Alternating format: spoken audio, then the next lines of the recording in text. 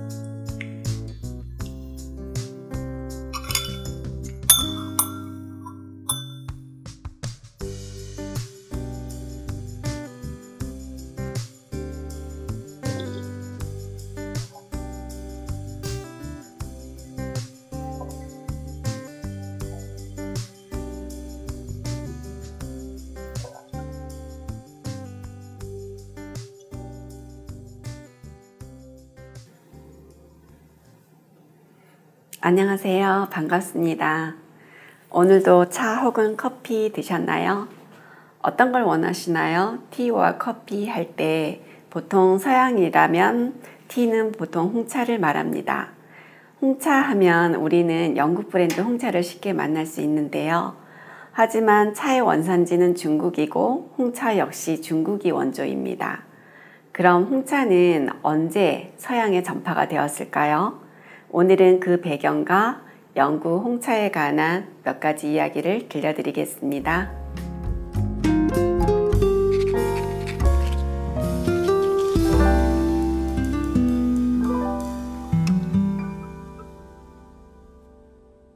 서양에 차가 전래된 것은 16세기 신항로 개척 시대가 열리면서입니다.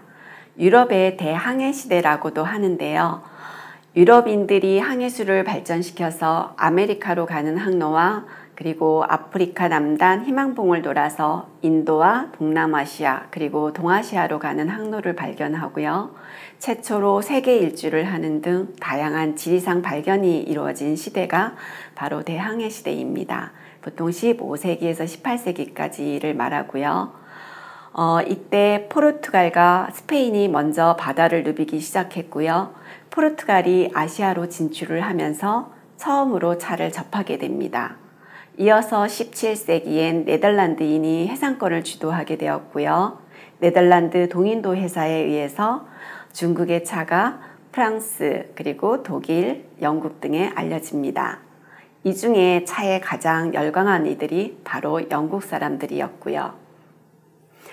영국은 네덜란드에 이어 해상권을 장악하게 되었고요. 1717년에는 중국과 직접 무역을 통해 차를 수입하고 이후에 결국 직접 차를 생산하고자 중국에 스파이까지 파견하면서 중국차 비밀을 캐고 또 차 묘목과 장인을 빼내옵니다. 그리고 그들의 식민지였던 인도로 보내지죠. 이렇게 넘어간 중국종 차나무 묘목은 인도 다른 지역은 실패를 했고요. 다즐링에서 성공을 거두게 됩니다. 그게 1841년 나중이었고요.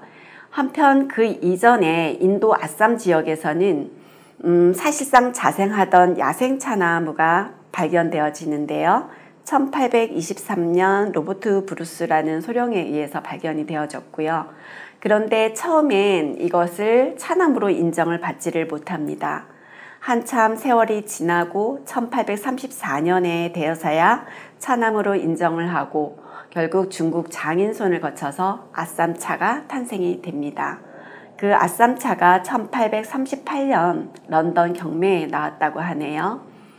결국 차나무 재배가 안 되는 영국은 당시 그들의 식민지 인도에서 대량 생산하기까지 이르고 지금의 홍차 나라가 되어집니다.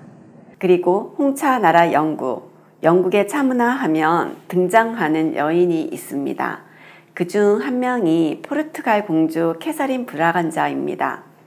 1662년 캐서린 브라간자가 영국 찰스 2세와 결혼을 합니다. 포르투갈 공주가 영국으로 시집 오면서 지참금으로 가져온 것이 있는데요. 그녀가 즐기던 차와 그리고 설탕 7척을 가지고 왔다고 합니다. 그리고 또 하나, 포르투갈 영으로 있던 인도 봄베이를 영국에 내어줍니다. 이 봄베이는 후에 영국이 인도를 식민지화할 때 전진 기지가 되었던 곳이라고 하네요. 이렇게 영국 왕비가 된 캐서린 브라간자는 왕실에서 자주 티타임을 즐겼고요. 이로 인해서 점차 왕실에서 귀족사회 그리고 상류층으로 차 마시는 문화가 전파되어졌다고 합니다. 바로 이분인데요. 한번 보실까요? 이분이 캐서린 브라간자인데요. 어떤가요? 정말 우아한 자태와 표정이 왕비답다는 생각이 들지요. 만약 1662년 당시의 모습이라고 하면 지금으로부터 약 360년 이전의 모습인데 지금 봐도 너무나 세련되고 아름다운 모습이네요. 그리고 영국 차문화에서 캐서린 브라간자 외에 또 한 명의 여인이 있었어요. 그것은 19세기 베드포드 공작 부인 안나 마리아 러셀이었는데요. 영국의 애프터눈 티 전통을 만든 여인이라고 할 수가 있습니다. 영국의 애프터눈 티는 1840년대 상류층 기부인들 사이에서 누리던 차 문화에서 비롯되었습니다. 19세기 영국은 저녁 만찬 시간이 점점 늦어져서 밤 8시에 되어서야 했는데요. 가벼운 점심을 하고 늦은 저녁까지 기다리자면 공복이 길어 몹시 허기졌다고 하는데요. 그래서 베드포드 공작 부인은 4, 5시쯤 되는 늦은 오후에 친구들을 자신의 집으로 초대해서 샌드위치 그리고 스콘 등의 다과를 차와 함께 마셨다고 합니다. 이후 홍차가 일반인들에게 대중화되고 또 상류층 문화를 동경하는 서민들 사이에서도 늦은 오후의 티타임이 유행하면서 애프터눈 티는 영국인들의 대중적인 문화로 자리를 잡게 되었답니다. 바로 이곳인데요. 베드포드 공작 저택 워번 애비입니다. 애프터눈 티의 발상지라고 할 수 있고요. 지금도 제15대 베드포드 공작 부부가 실제로 거주하고 있고요. 일반인들에게도 구분되어서 공개가 되고 있다고 합니다. 물론 사전 예약하면 애프터눈 티도 제대로 마실 수 있다고 합니다. 세월이 좋아져 여행을 하게 된다면 꼭 들려봐도 좋을 것 같습니다. 오늘은 이렇게 시간을 거슬러 영국의 홍차 이야기를 들어보았는데요. 유익한 시간이 되셨나요? 다음 시간에도 이어서 홍차 관련 역사 이야기를 들려드리겠습니다. 나가실 때 구독과 좋아요 눌러주시고요. 다음 시간에 뵙겠습니다. 고맙습니다.